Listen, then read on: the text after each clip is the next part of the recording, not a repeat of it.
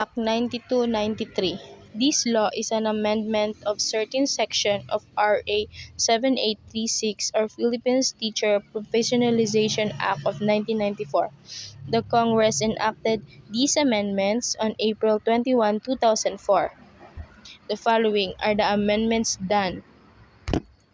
Section 15 Qualification Requirements of Applicants. No applicant shall be admitted to take the examination unless, on the date of filing on the application, he shall have complied with the following requirements.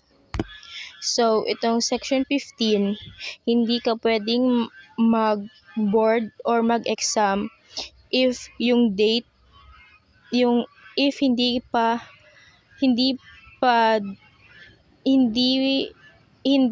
ang kinuha or hindi ito yung final mo na date para sa iyong pag-e-exam. The following requirements are: 1. For teachers in preschool, a bachelor's degree in early childhood education or BSED or its equivalent. So, dito naman sa 1 is kailangan meron kang bachelor degree sa early childhood o katumbas nito. Number 2, for teachers in elementary grades, a bachelor's degree in elementary education or BSED or its equivalent. So, dito naman is para sa elementary teachers, kailangan may bachelor's degree sa elementary education. Number 3, for teachers in the secondary grades, a bachelor's degree in education or its equivalent with a minor or a bachelor's degree in arts and sciences with at least 18 units in professional education. So, dito naman is para sa secondary teachers, kailangan may bachelor's degree in education o katumbas nito na may minor o bachelor's degree sa arts and sciences na may hindi bababa sa 18 units na professional education.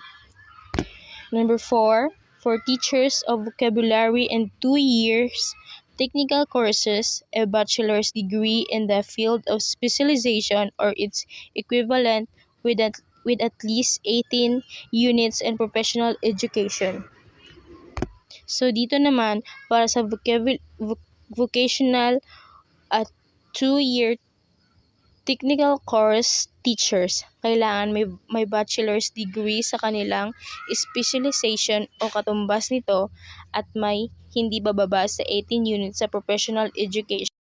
Section 2. Section 26, Registration and Exception. No person shall engage in teaching and or act as a professional teacher as defined in this act, whether in the preschool, elementary, or secondary level, unless the person is duly registered professional teacher and a holder of a valid certificate of registration and a valid professional license or a holder of a valid special temporary permit.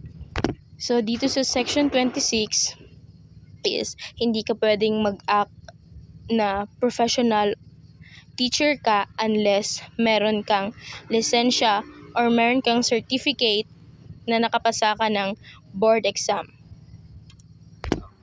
Upon approval of the applicant and payment of the prescribed fees, the certificate of registration and professional license as a professional teacher shall be used without examination as required in the Act to qualified application. A. Holders of Certificate of Eligibility. So, ito naman yung mga tao, yung mga guro na may certificate at karapat-dapat ng makaturo.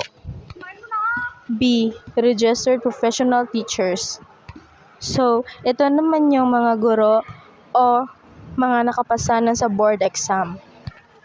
Professionals teacher who have not practiced their profession for the past 5 years shall take at least 12 units of education courses consisting at least 6 units of pedagogy and 6 units of content courses, or the equivalent training and numbers of hours. Professional teachers who have not practiced their profession for the past 5 years shall take at least 12 units of education courses consisting of at least 6 units of pedagogy and 6 units of content courses, or the equivalent training and numbers of hours.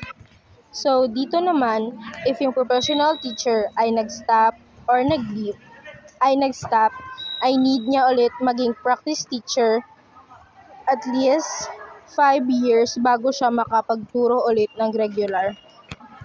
And they need at least 6 units in pedagogy, teaching methods, or 6 units in content courses, subject specialization. Those who have failed the licensure examination for professional teachers with a rating of not lower than 5 percentage points from the passing general average rating shall be eligible as para teacher upon issuance by the board of 2 years special permit, renewable for a non-extendable period of 2 years. So, ito naman is sa law, inaalaw nila na kahit hindi ka nakapasa ng LET or hindi ka nakapasa ng board exam, ay pwede kang makapagturo ng temporary. The para teacher shall be assigned to areas where there are a shortage of absence of professional teachers, as identified and provided by the Department of Education in the Autonomous Region of Muslim Mindanao. Education Department to the Board of for Professional and the Commission. So, dito naman is yung para teacher, inaalaw dito na pwede kang makapagturo sa Autonomous Region for Muslim Mindanao as a temporary teacher or pwede kang ma-assign dito as a temporary teacher. Section 3, Section 31 of the same Act is hereby amended to read as follows. Section 31, Transitory Provision. Special permits with a validity of 3 and 5 years issued to para teacher by the Board for Professional Teachers before the effectivity of this act shall be allowed to expire based on the period granted therein, provided that only special permits with a validity of 3 years may be renewed upon expiration for a non-extendable period of 2 years. So, dito naman is 3 years or 5 years validity lang yung valid ng iyong lisensya. If umabot ka sa if 3 years lang yung iyong permit, ay need mo itong i-renew after 2 years. So, meaning the law provides a smooth transition for para teacher already holding permits before the amendments took effect. Section 4, references to the term Department of Education, Culture and Sports in Section 4A and Section 25 and terms DECS in Section 20 of the same Act are hereby amended to read as Department of Education and DepEd respectively. So, dito naman is yung pagbabago ng law and pagbabago ng term. So, kung dati ay Department of Education and Sports or in short DSCS, ay ngayon naman ay Department of Education or DepEd. So, meaning, this reflects the official renaming of the government education agency.